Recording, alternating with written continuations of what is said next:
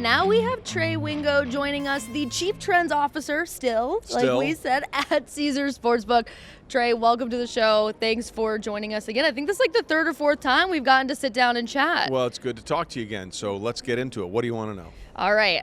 Is there a matchup in this game that really stands out to you, or something that you really feel like is a mismatch that could determine the outcome of the game? Absolutely, and it has nothing to do with any of the players that you would think. It's Chris Jones against the offensive line of the Philadelphia Eagles. The Eagles have 4 or 5 guys that can absolutely wreck a game plan. They got 4 dudes. The Chiefs have a lot of complementary players, and Chris Jones. Chris Jones has to be what I like to call a war daddy, which is he's got to be the guy that ruins things. He did that against the Bengals. Had 2 sacks in that game, his first 2 postseason sacks, which is really odd. In Super Bowl 54, I think he tipped 3 or 4 passes at the line and really shifted the balance of that game. Chris Jones is going to have to find ways to win on the interior against Jason Kelce, and then when they bounce him to the outside, either against Jordan Mailata or against Lane Johnson. Now, Lane's a little banged up, but he held his own against Nick Bosa. So Chris Jones has to be the best player on the defensive field for Kansas City. And do you have a pick on who you think is going to win the Super Bowl based on what you just said? I do. I picked Kansas City before the season started. All right. So I would be really stupid to jump off now when I'm 1 game away from looking really smart. But the Eagles, I think, are a better team. Okay. I think top to bottom, they're 1 through 53, or how many people are going to have active on Super Bowl Sunday, is probably better than the active players on Kansas City. However, as a current San Francisco executive, and I won't say his name because this was an off-the-record conversation, told me before Super Bowl 54, he said, Trey, we're the better team. Top to bottom, we're the better team. I believe in that. I believe we're the more physical team. I believe we have everything it takes to be a Super Bowl champion.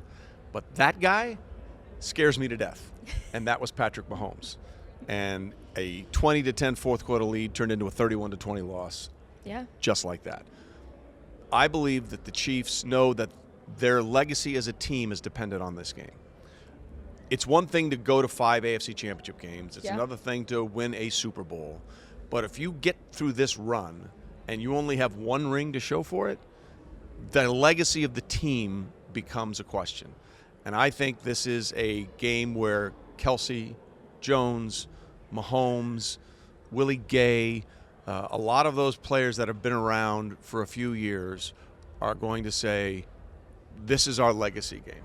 This is the game that cements us as the team of a certain era, like the Packers of the 60s, the Steelers of the 70s, the Niners of the 80s, the Cowboys of the 90s, and the Patriots of the 2000s and the 2010s. I think they know, even though the Eagles are slight favors, I think the pressure is all on Kansas City to place themselves among the great teams in NFL history.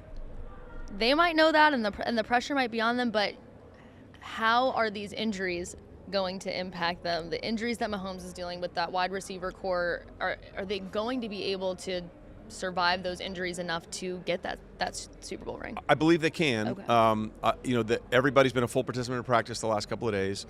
Obviously, you're not really doing a lot right now. Yeah.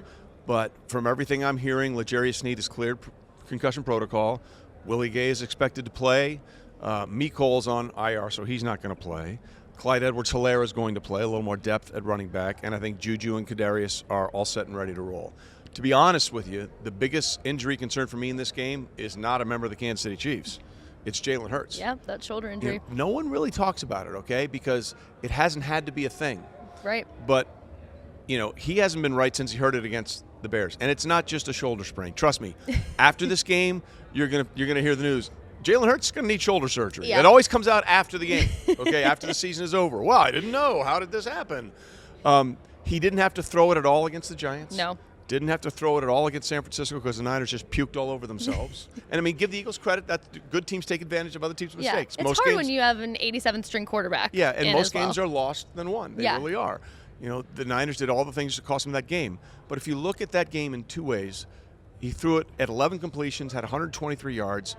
Even on the throw that wasn't the catch by the Slim Reaper, Devontae Smith, on 4th and 3, that was an overthrown ball. Yeah. He sailed a few, but more importantly, when you watched him run in that game, he either slid or ran out of bounds.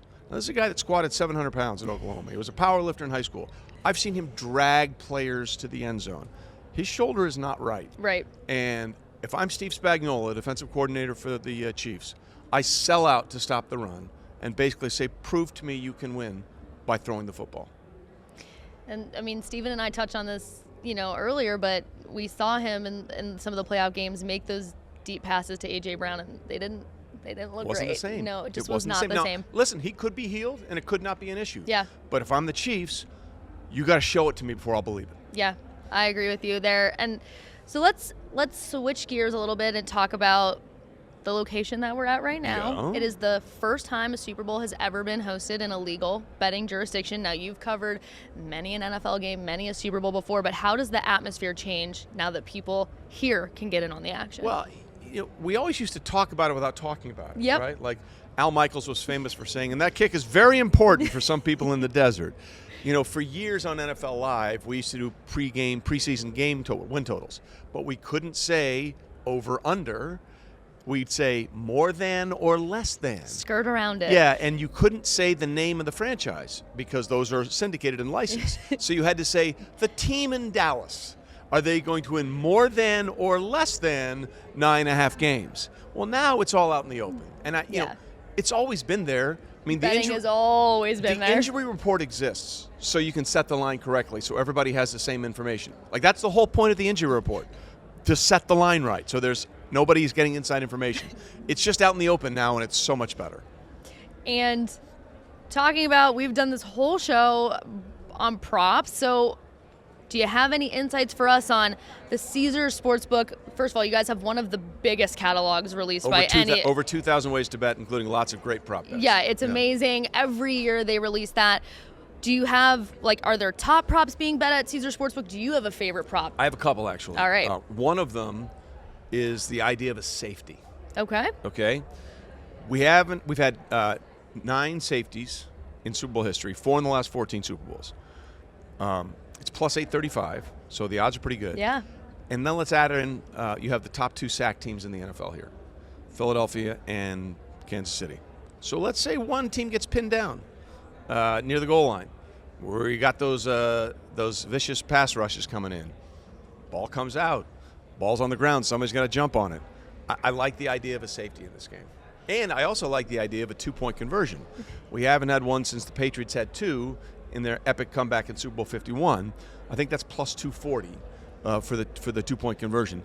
And in a game that's this close, it's 1.5. I think it may go down to 1 or even below that by the time Super Bowl Sunday rolls around. Somebody's going to try 2-point conversion potentially to give themselves an advantage in this game. I like that bet a lot. Knowing what the Eagles do at the goal line and how they're able to just push people right through. I actually like that 2-point conversion one too. Are you betting any of the fun ones? The Gatorade shower, the coin toss, any of the novelty props? Are you staying away from those? It's funny. The coin toss is the biggest bet every year. And every year. People love it. And I just okay, so now what? Well, there it is. I don't know. The fun one would be, I think, the over/under on Rihanna songs at halftime is at 9.5. I think is what it is. There's all kinds of. My favorite prop bet of all time is the prop bet that started the whole craze. In 1986, Caesars Palace bet put 20-1 odds that William the Refrigerator Perry, the defensive tackle for the Bears, would score an offensive touchdown. Because Mike Ditka put him in goal line situations, and he did in the third quarter. That got so much action, it went from 20-1 to 2-1 odds by the time the Super Bowl kicked off, Super Bowl 20. And so now they still have that bet, a defensive player to score an offensive touchdown. Only one other player has done it in Super Bowl history, and that's Mike Vrabel, the linebacker for the Patriots, who caught a touchdown pass from Tom Brady in Super Bowl 38 and in Super Bowl 39.